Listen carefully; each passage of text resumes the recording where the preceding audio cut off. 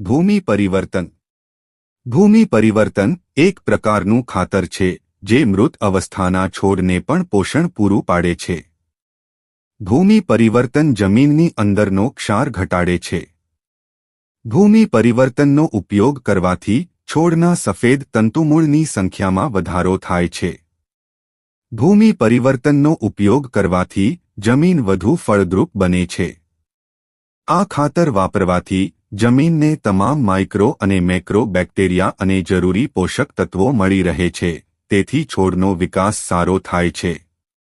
જમીનમાં રહેલા ખાતરનું વિઘટન થઈને નાઇટ્રોજન, ફોસ્ફરસ, પોટાશ પાકને ઝડપીથી અને મોટા પ્રમાણમાં મળે છે. ઉપયોગ કરવાની રીત. ભૂમિ પરિવર્તન ખાતર 1 એકર એટલે કે 2.5 વીઘામાં 250 ગ્રામ ડ્રીપ દ્વારા અથવા પાણી સાથે સિંચાઈ દ્વારા સિઝનમાં 2 વખત જમીનમાં આપવું.